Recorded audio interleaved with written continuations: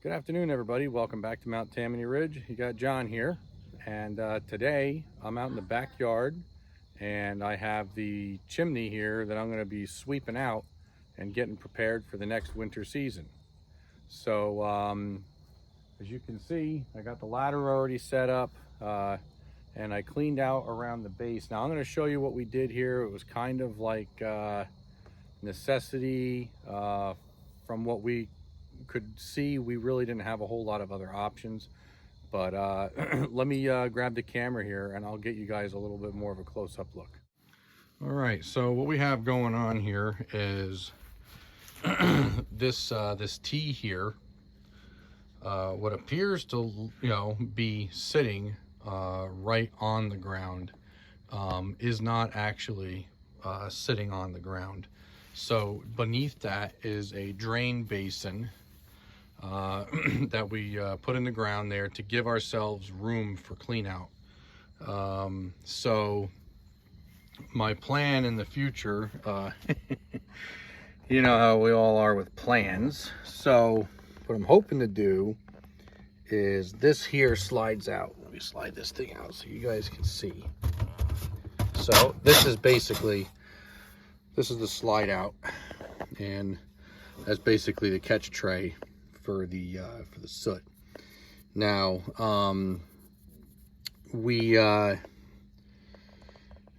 hoping to make something like this that's slightly modified and put like a shop vac hose adapter on it so that we can turn it on, and whenever the soot hits the tray, it'll just get sucked up into the shop vac and it won't go down into the cavity there. So that's kind of, you know, what we're hoping to do. So, but yeah, so that's the that's how that contraption works. And that, like I said, that I don't know if there's gonna be many comments on that, you know, good or bad or indifferent. But so yeah, I'm gonna get up there and I'm gonna pop off. There's like a 4-foot section there. I'm gonna pop that 4-foot section with the cap off of there. That way I can reach down with the brush all the way to the bottom and knock that stuff out the bottom. And then the top piece, I'll obviously bring it down the ladder, and then we'll clean that out ground level. And then after that, obviously we're gonna go down into the basement, and I'm gonna pop off some of the single wall going to the wood stove, and we're gonna clean that out too. All right, so I'm gonna climb up this ladder. I'm gonna pop that section off, get it down on the ground, and then I'll bring you guys up with me on the roof while I do the sweeping.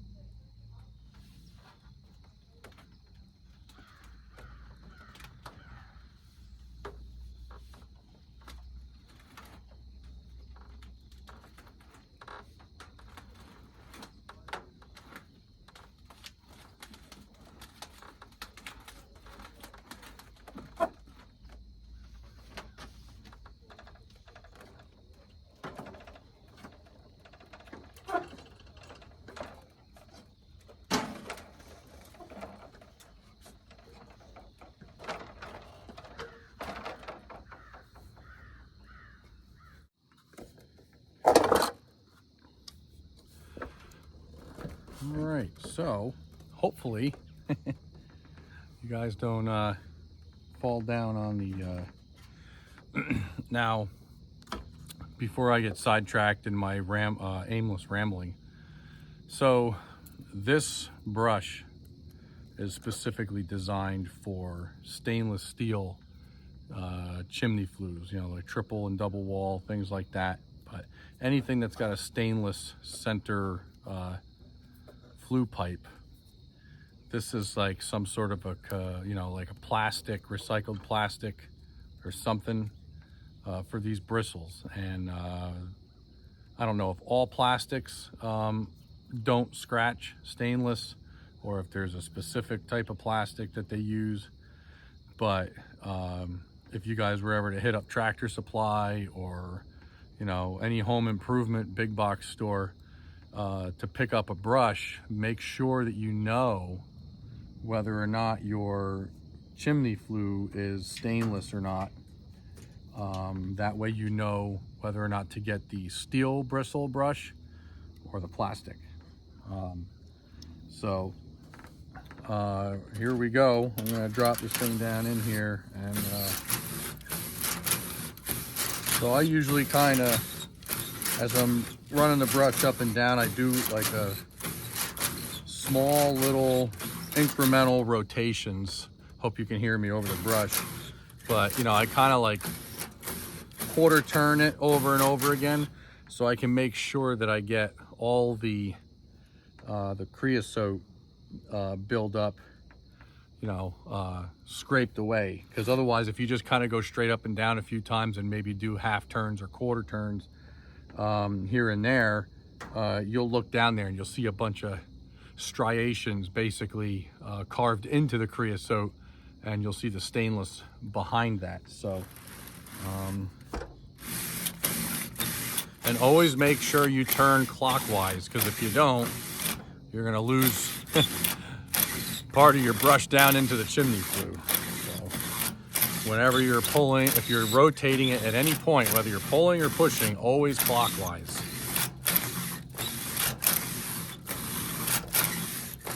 Now I know a lot of people really don't care to do the chimney cleaning for multiple reasons. Obviously, some people aren't really into heights, and some people just don't like the dirt, right? So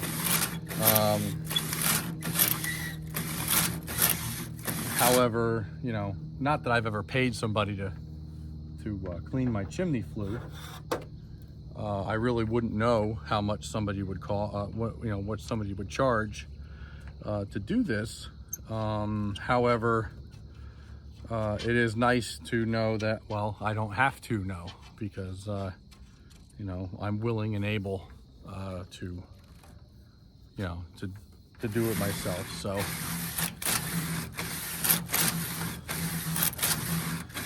and really, I mean, it's not that bad, especially nowadays. I mean, I remember, God, it was years ago. We lived in a house across the other side of the street here, where we live now. And that's where I grew up about half of my childhood. And my father went up there and cleaned that chimney the one time that I can remember. And it had like a terracotta flue pipe, and it was a square. And he had stuffed that big brush down in there. And I guess because, you know, the house was built back in the, I want to say late 60s, early 70s or something, like 72 or something like that. And it was really messy. And, you know, I'm sure that has a lot to do with the stoves back then didn't burn as clean and all that. A lot of these new stoves, they got a reburn system in them. So I imagine that's why it's, you know, see, I mean, you know, my father, I remember he was like, he was so covered in soot. Looked like one of those characters from that movie, Mary Poppins. Soot all over him.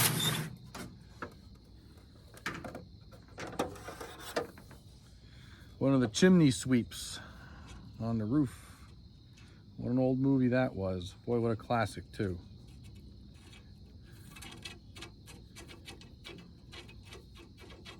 Now I'm dating myself.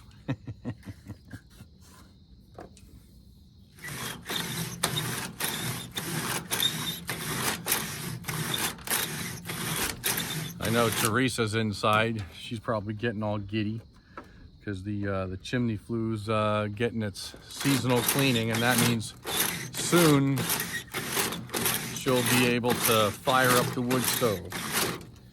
She really enjoys the wood stove. Aside from having to go up and down the stairs to feed it, you know, the nice warm glow, and I think she's maybe sort of a pyro too. Kind of concerns me a little.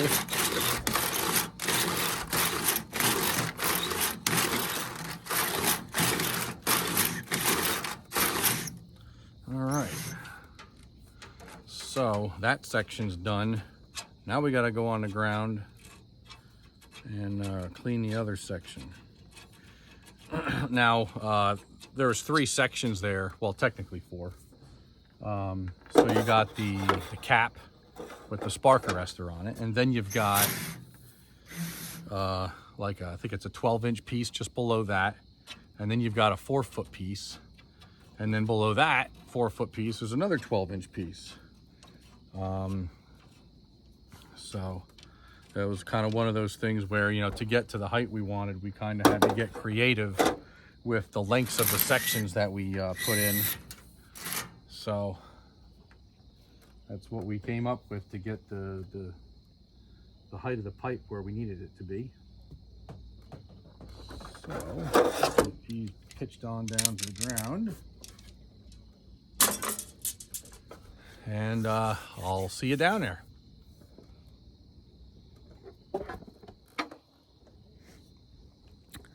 Actually, before I bring you guys all the way down, I just want to, in case, you know, some of yous aren't don't have a wood stove yet, and you're kind of on YouTube kind of searching for, you know, interesting information maybe that might, you know, help you just get a better understanding of you know, what this stuff looks like and things like that. So I'm going to show you. See, now out here, this is all stainless steel on the inside here. Okay, it's all stainless.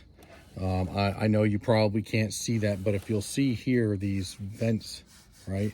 So these are like an insulating barrier, right? So air is the best insulator, you know, it is the safest insulator. So that's how this pipe is designed. It's a pipe within a pipe. And there's also a insulation.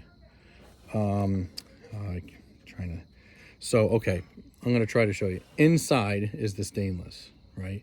Outside, if you can see where my finger is, this pipe here, that's not the stainless pipe. Okay, this is another pipe, all right, that the stainless pipe is inside of. This piece here, not here, not out here, I'm talking about in here. And in between this layer and the inside stainless layer is an insulation, a fire retardant insulation, okay? And then this cap, this piece here, is more than just a cap. So this is basically a brace. So that holds the inside pipe, the how can I say that? Insulated pipe, okay, and the outside sheathing pipe.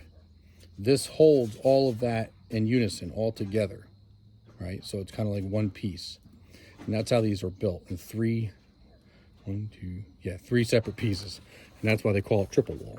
All right, so now last year, for one reason or another, and I'm sure it's going to be the same this year, I'm not really going to go crazy with trying to get this spark arrestor cap off, because last year it was just these things really aren't made very well. So they're very thin, flimsy metal. The rivets are tiny. So, you know, pulling and prying on this thing, I was pretty concerned that it was going to break. So I'm not even going to attempt it this year. However, I am going to try to get this 12-inch piece off below it.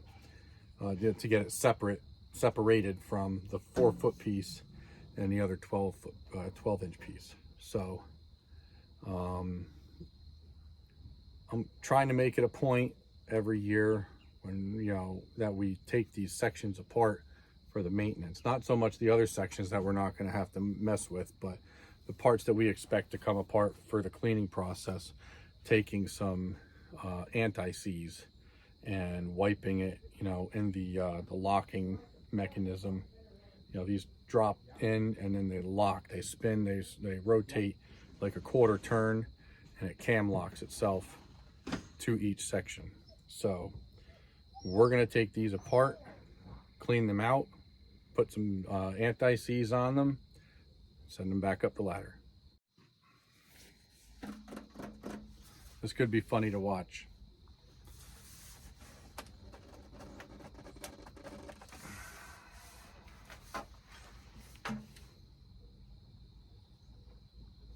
Trying to make sure I'm rotating it in the correct direction, which I am.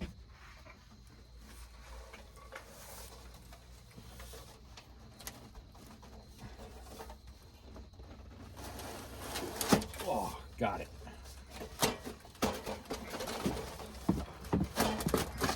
Cool. Thanks, Dad.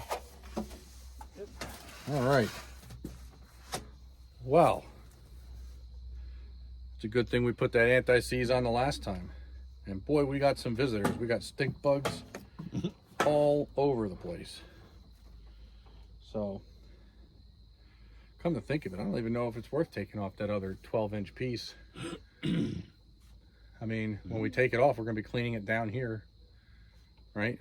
Yeah. So, but that piece I wanted to take off because once I get all the crumbs down into the spark arrestor, I want to bring it over by the air compressor and blow it out. And blow that out because you know the creosote starts to build up on the chicken wire. Yeah.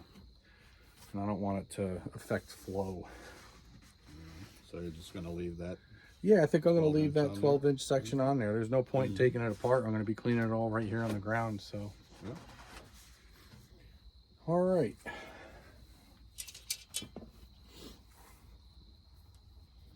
Oh, got a slug. All right, see if I can get you guys, not that you're seeing anything different than what you saw me doing up on the roof. Yeah, there's stink bug. I'm going to hold it. I think I'm okay. Also, it's both of us getting dirty.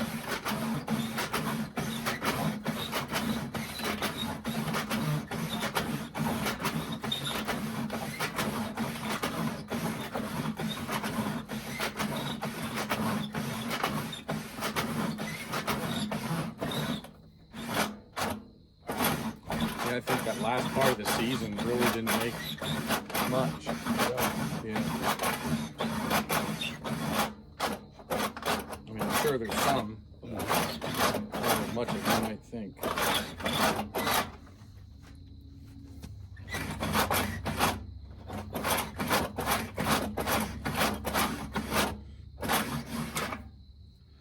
Let's see what it says.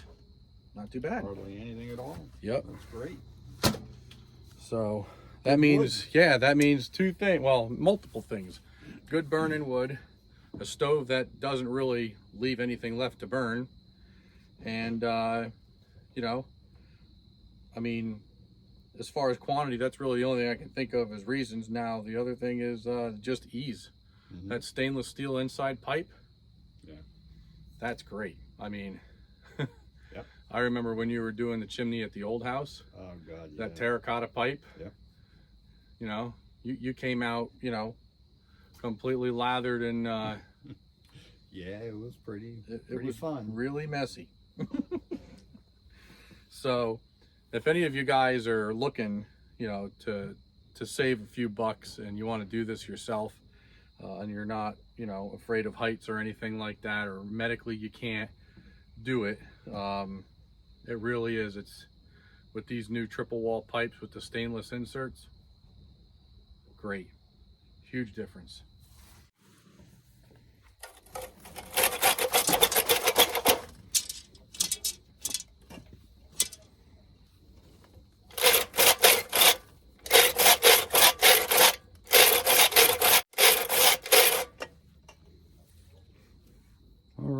Cool. Looking good. Looking good. Cool. Oh,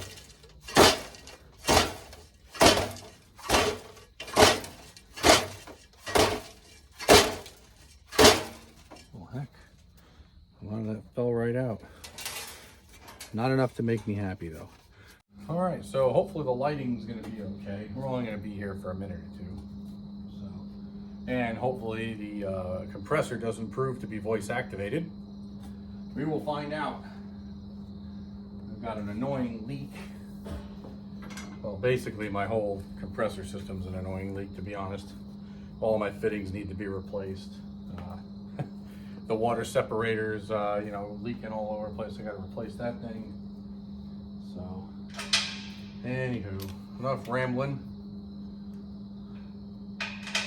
Let's get this fired up. And there's the leak. And then 10 minutes from now, I'll come back. I'll turn the compressor valve on, you know, so air, nothing will leak. Whatever.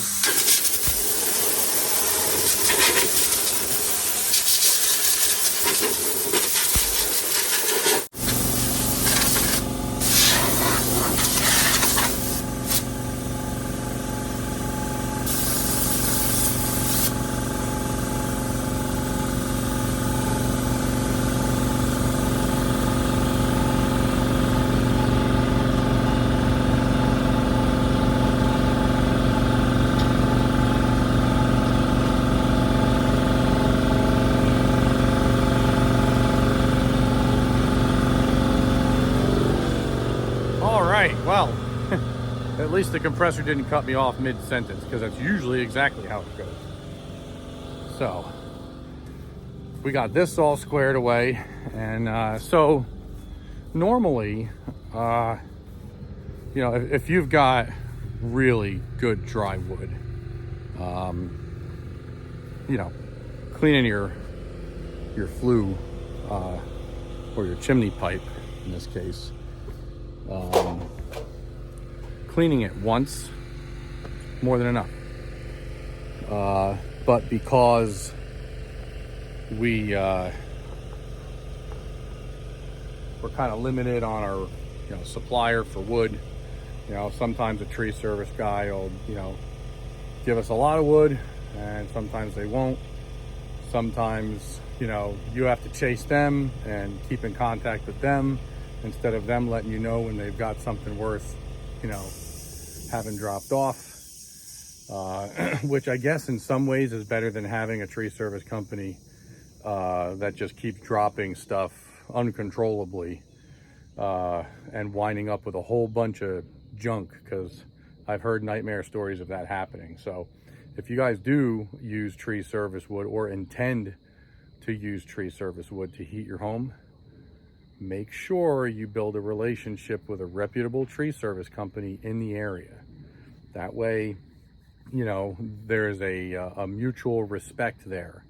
You don't want junk, and they would never give you junk, right? So, because otherwise you could find yourself buried in a whole bunch of punky, nasty, rotten wood that you can't even burn, and now it's your baby to get rid of it.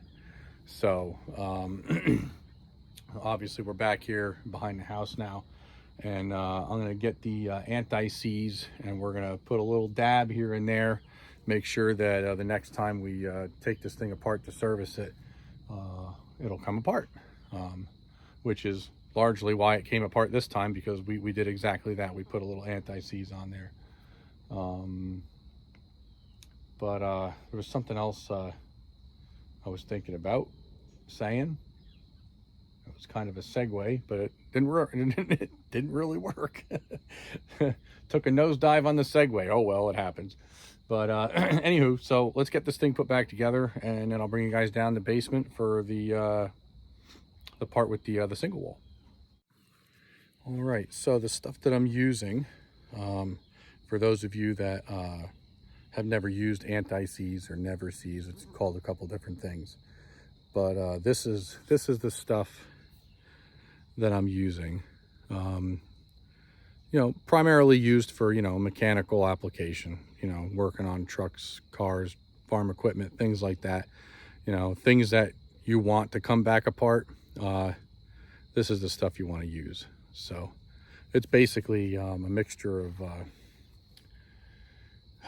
I'm not exactly sure the materials, but I guess just imagine, you know what it looks like? It looks like ground up graphite from, say, a pencil, a number 2 pencil, and then they mix in some sort of lubricant into it, oily lubricant substance. So try to give you so that's what this stuff looks like. Now, warning, as I get it on my finger, this stuff goes a long way.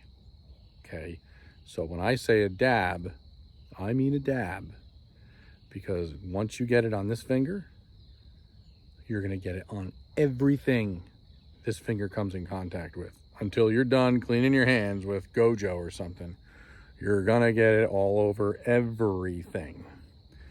If you ever want to see 2 guys have a lot of fun with never sees fights, joke, right? Not quite, not literally fights, but they like to mess with each other with this stuff. You got to talk to, or you got to go on the YouTube channel. Holy crap, now I'm gonna forget. Dirt Perfect with Mike. Okay, those guys out there in Indiana, and him and man behind the scenes, his buddy there that works with him, and he's also a really great welder. If you want to watch a lot of the fun stuff, you got to see those guys. But these guys are always working together under the truck, and they'll dab each other with this stuff, and before you know it, they're completely covered. It's hysterical.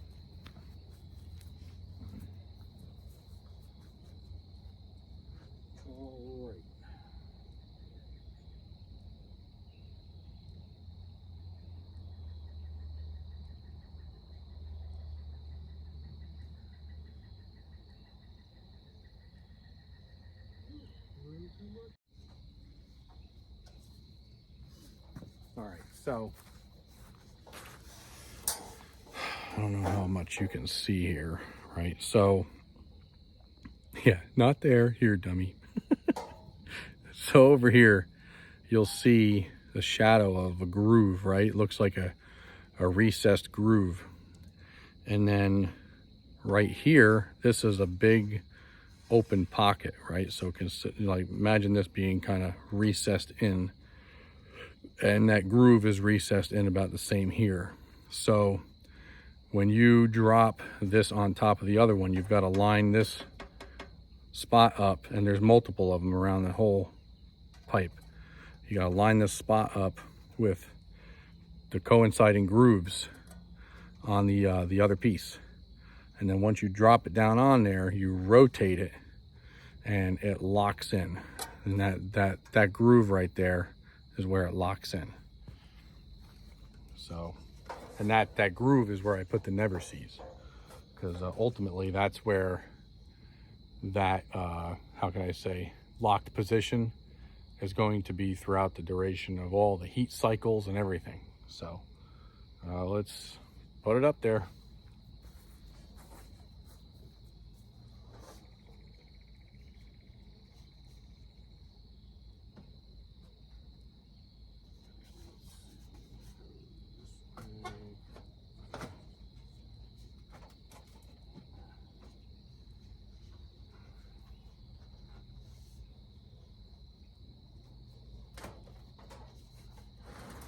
Wow, that went together great. Considering I gotta hump this thing up the ladder.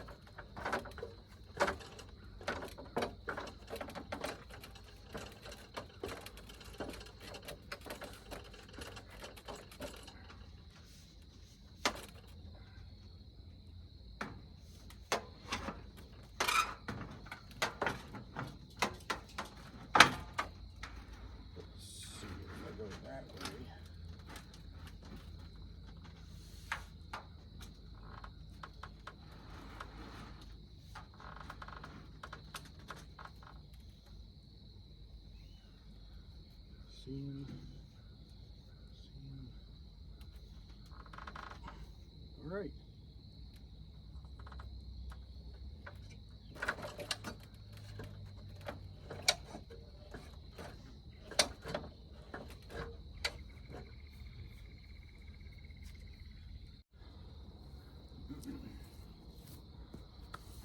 All right, cool. So the outside's done. Now we go down to the dungeon. All right, so we're down here in the basement, and hopefully the 5/16 is the right size. So up top of the elbow there, that very interesting, creative, mind you. How can I say, adapter? I guess. We had to do something. That's what we came up with. So gotta pop that elbow off, and then I can pop this vertical pipe. Now I think, yeah, I got one more sheet metal screw in there as well. So once we pop that off, it's just like outside. Hopefully this ladder stays together.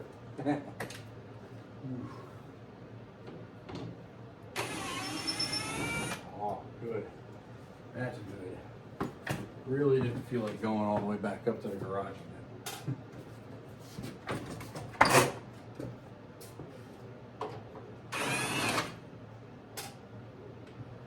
Okay, so is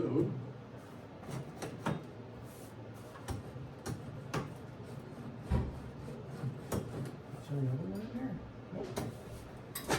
There we go. All right.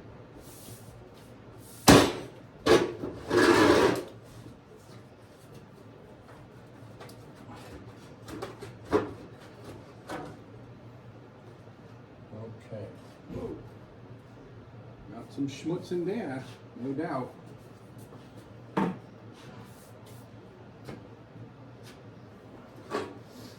Alright, so what I've done here is I've see if I can show you guys. Try not to get you sick. I'm just put it right down in the ash bucket. And that's the way we're gonna go about it. So you can see here I got this flapper in here. Now when we put it in, the hole on this side and as opposing side wasn't really straight across. So I'm not gonna bother trying to pull that out. I'm just gonna brush down to that point. I'm gonna flip it over and brush to that point. I'm not pulling my hair out over a damper.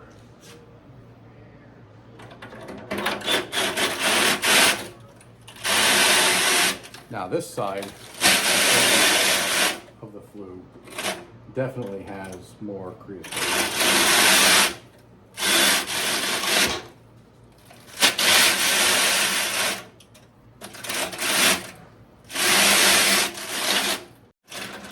Okay. Willing to bet, oh yeah, quite a bit came out of there. Not like a ton, but considerably more.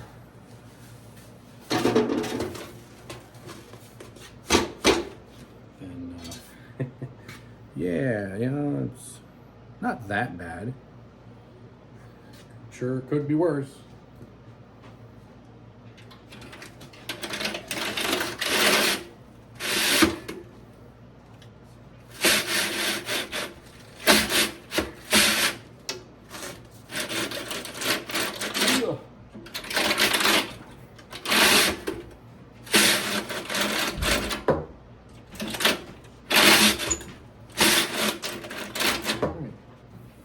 So that's taken care of.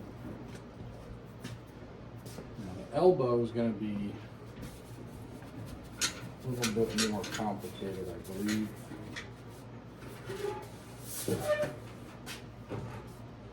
All right, so this could be interesting. I'm going to try to wrestle this thing and keep it in its place.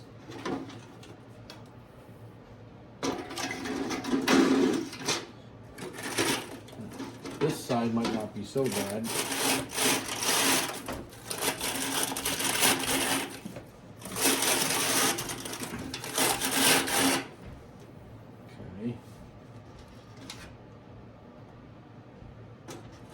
This side's gonna be tougher because this is a side that's you can see the crimps in there.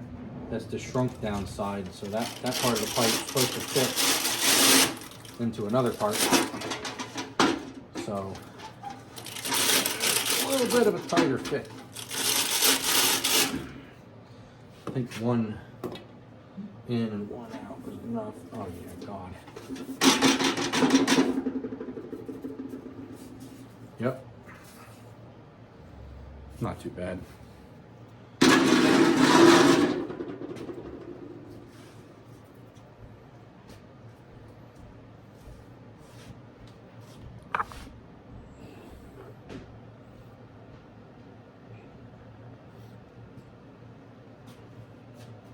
All right, so this is the part usually where the beeping happens, because the frustration level the last couple times I have put this thing back. Oh wait, here I am, I'm ready to put this elbow in, and I totally forgot to run the broom out. Gotta run the broom out through the wall. Got a little distracted, had a visitor down here, and kind of got me thinking about other things. So, let's get this part done.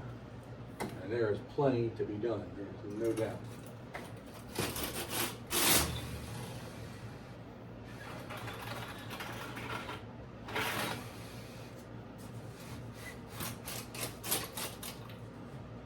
I don't really want to put that down the flue. I just took it out.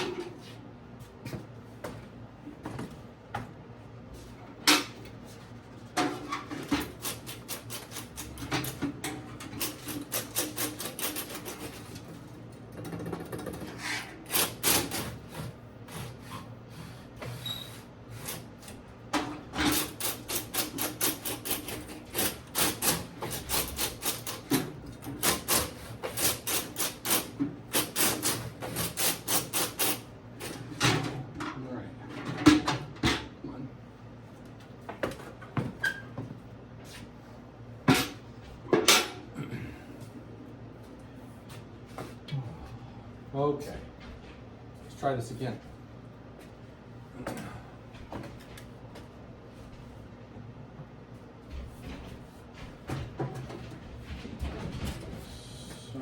So, man, dogs must be having a good time wrestling up there. Yeah, try to make sure I put that back where it came from. Pretty much the same. I think I'm about in the right spot.